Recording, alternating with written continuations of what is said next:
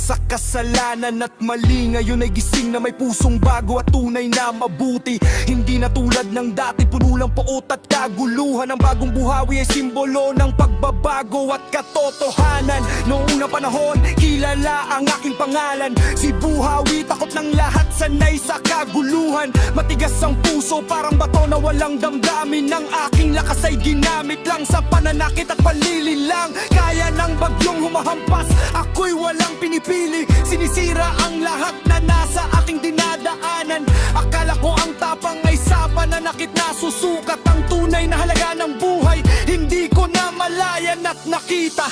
Maraming nasaktan, maraming naiwan sa dusa. Dahil sa aking kapangyarihan at sariling kagustuhan, namuhay ako sa dilim, puno ng poot at galit. Inakalang ganito lang, hanggang sa dulo ay mananatili. Ngunit ang bawal at mali, tila ba kinahuhumalingan. Hindi nakinig sa payo, sarili lang ang sinusunod. Ang panganang buhawi, naging kasing kahulugan ng panganib. Walang sinuman ang lumapit, lahat ay takot at umiiwas. Ngunit ang araw na ang lahat ay bumaliktad. Ang lakas na aking ipinagmamalaki, siya ring nagpabagsak sa gitna ng laban. Ako'y tinamaan at napahamak. Ang buhay na puno ng kasalanan, bigla natapos at namatay. Doon ko naramdaman ang lamig na malalim na hukay. Ang katawan ko'y walang galaw, ang isip ay puno ng panghihinayang.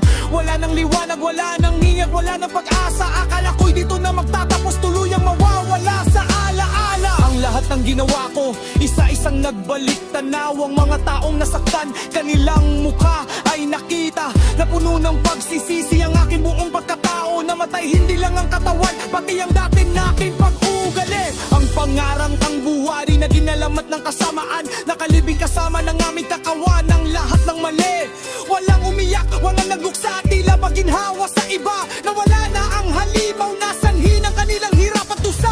Ngunit sa gitna ng dilim at walang hanggang katahimikan, may liwanag na sumikat, hindi ko maipaliwanag kung ano. Isang tawag na banayad, puno ng pagmamahal at awa. Sinabing hindi pa tapos, may pagkakataon pa para sa pagbabago. Ngunit sa alikabok at lupa ko'y muling itinayo. Ang dating patay at bulok, ngayon ay muling huminga. Ang dati kong pagkatao ay iniwan ko sa libingan. Isang bagong nilalang ang bumangon, may bagong isip at hangarin. Ang dating buhay na marahas ay tuluyang namatay. Ang bumangon ngayon ay kakaiba, puno ng kabutihan. Ang dating galit na nag-aarap ay napawi at nawala. Napalitan ng pagmamahal, pag-unawa at nagpapuno. Pagkaas na dati ginagamit sa pananakit at wasak, ngayon ay ginagamit upang magtanggol at magtulungan. Ang pangalang buhawi, bagamat nanatili sa labi, ang kahulugan nito ay nagbago. Mula bagyo naging gabay, natutong makinig, natutong umintindi ng damdamin. Ng matigas na puso ay lumambot at natutong umiyak. Ang mga dating kaaway ngayon ay aking tinutulungan. Binabayaran ang utang na loob mula sa aking nakaraan. Kung paano ako namatay sa dating buhay na makasalanan, ganoon din akong nabuhay sa bagong daan na kabanalan. Wala nang bakas ng dating ugali na marumi at masama. Ang lahat ng luma ay lumipas, ayun ay bago na ang lahat. Ang kamataong aking sinaktan, aking nilapitan at humingi ng tawad. Sa halip paggalit, pagtanggap ang kanilang ipinakinta. Dahil nakita nila sa aking mga mata ang tunay na pagbabago. Na ang buhawi na kilala nila ay talagang wala na at nawala. Hindi na ako ang dating nilalang na puno ng kaguluhan.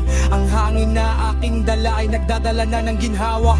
Sa bawat takbang ko ngayon, may dangal at katotohanan. Ang buhay na natanggap muli ay inialay ko sa kabutihan.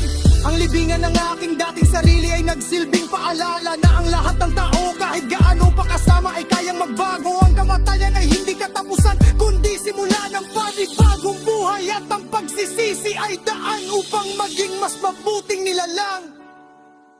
Nangalamat ni Buhawi ay hindi na tungkol sa takot at panganib, kundi kwento ng pag-asa, muling pagbangon at pagbabago. Na kahit nasa baba na, kahit itinuring na patay at tapos, may kapangyarihan pa rin kung nangon nagtakuhin ang takulang kwepan. Nila kong nakalaang bilang aral, aking di ba bigat, kala-kala ang pagbabago